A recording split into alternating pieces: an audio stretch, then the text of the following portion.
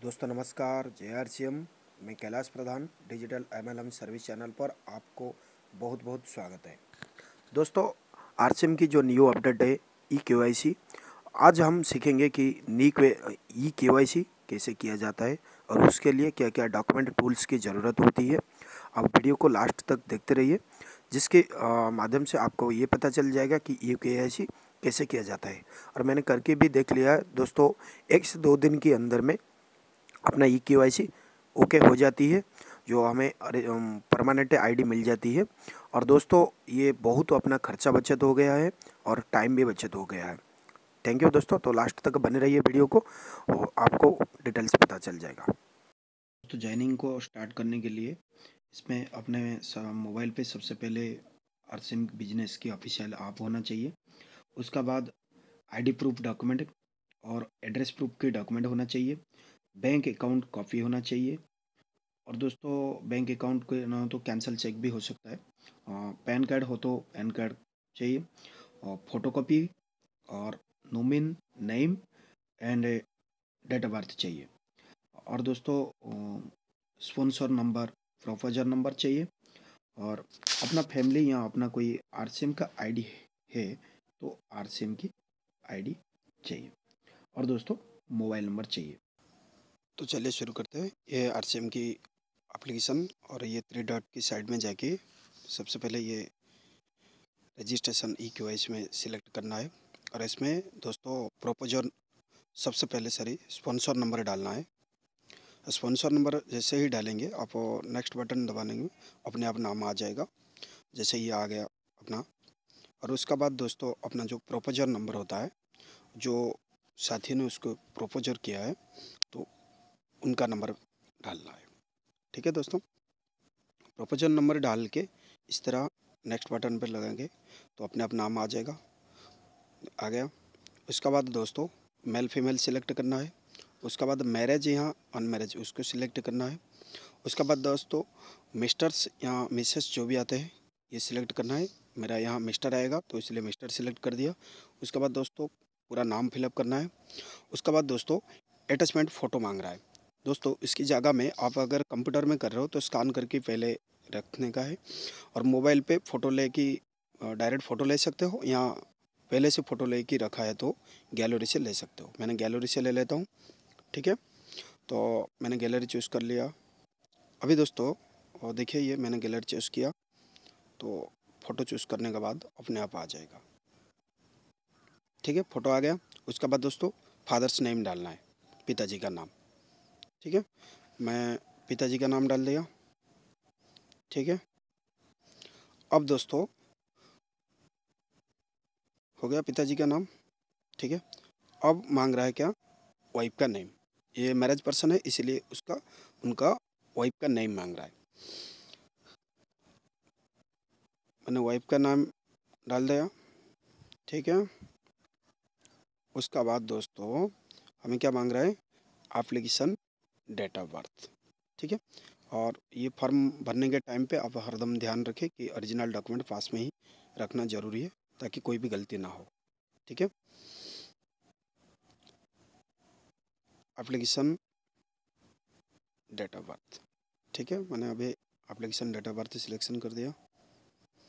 तो उसका बाद दोस्तों देखिए आप कैसे जो ऊपर साल का दिखा रहा है उसको टिक करने के आप सबसे पहले साल सिलेक्शन कर दीजिए, ईयर। और ठीक है, अभी मैंने सिलेक्शन कर दिया साल 1986। और साइड में साल महीने की साइड में जो तीर का निशाना दिया है उसमें टिक करके आप महीना सिलेक्शन कर सकते हो।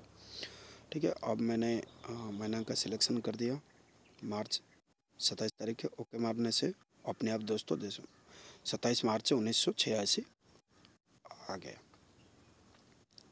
ठीक है, अब दोस्तों क्या मांग रहा है, नोमिन नेम। नोमिन जो भी आप डालेंगे ध्यान रखिए उनका 18 साल उनको होना ज़रूरी है। ठीक है, और उनका डेट ऑफ बर्थ भी होना चाहिए। जो उनका डेट ऑफ बर्थ मैंने सिलेक्शन कर रहा हूँ। ठीक है, उसी तरह जैसे हम एप्लीकेशन के डाला थे उसी तरह उसका भी डेट ऑफ बर्थ हम सिलेक्शन कर लेंगे। हो गया। तो उसका बाद मांग रहा है ये रिलेशन विथ वुमेन, एप्लीकेशन की ये रिलेशन में क्या होता है, तो उसको डालना है। तो मैंने डाल दिया। उसका बाद दोस्तों जो नोमिन का एड्रेस चाहिए, तो नोमिन का एड्रेस डिटेल्स डालना है। तो आप नोमिन का आईडी प्रूफ से देख सकते हो, उनका डिटेल्स एड्रेस सही तरह से फिलअप करना है यहाँ पे, ठीक है।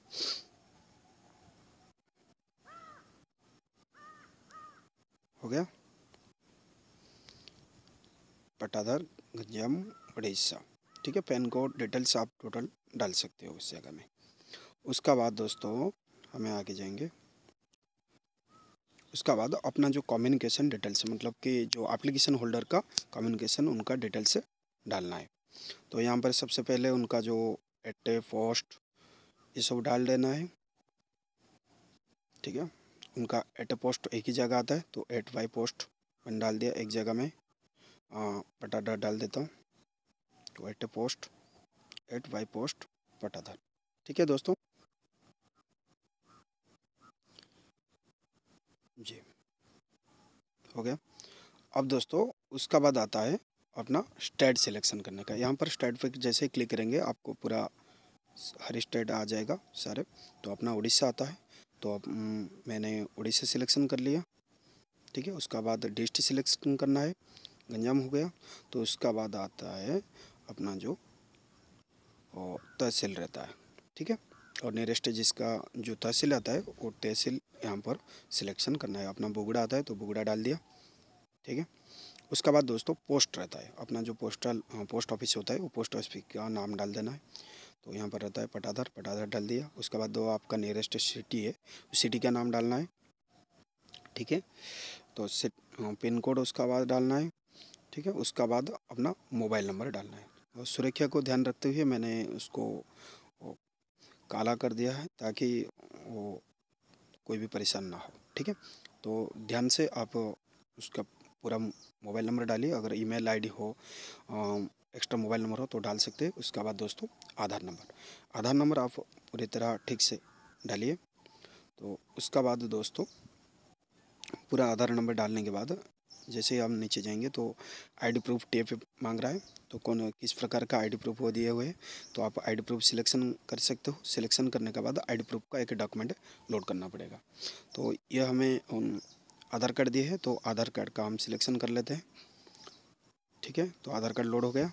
उसके बाद दोस्तों एड्रेस प्रूफ के लिए कोई डॉक्यूमेंट चाहिए। एड्रेस प्रूफ के लिए भी आप आधार कार्ड डाल सकते हो या वोटर कार्ड, ऐसा जहाँ पर एड्रेस लिखा हो तो एड्रेस से वाला आप सिलेक्शन में ऑप्शन मिल जाता है, उसका एक डॉक्यूमेंट डालना है, ठीक है। फ़ोटो ले सकते हो या पहले से गैलरी से हो तो डाल सकते हो। मैंने गैलरी में रखा है तो इसलिए मैंने गैलरी से डाल दिया।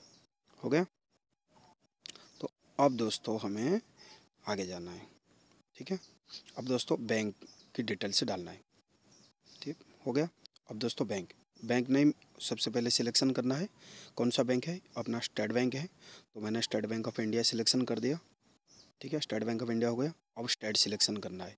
कौन सा स्टेट, अपना दोस्तों आता है उड़ीसा, तो मैंने उड़ीसा सिलेक्शन कर दिया।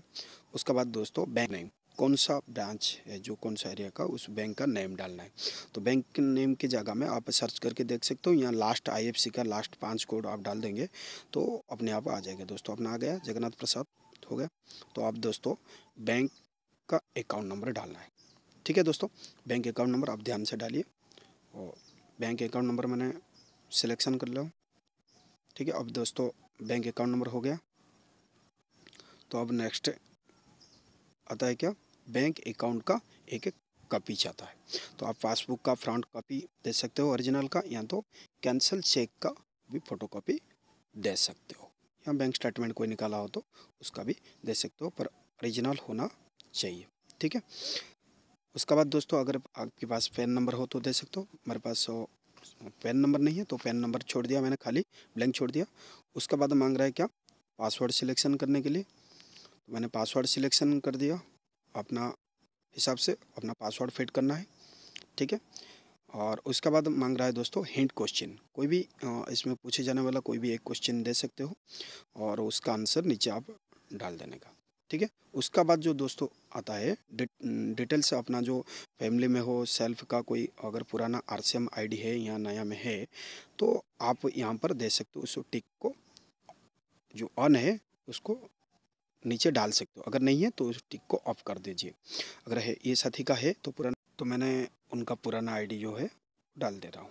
ठीक है, उनका नंबर डालती है अपने आप नाम आ जाती है, और वो सेल्फ है उनका ही है तो मैंने डाल दिया, और उनका आईडी डीएक्टिवेटेड है तो नो डाल दिया मैंने। अगर एक्टिव है तो यस दे सकते हो। ठीक है, अगर नहीं है तो ऑफ छोड़ दीजिए।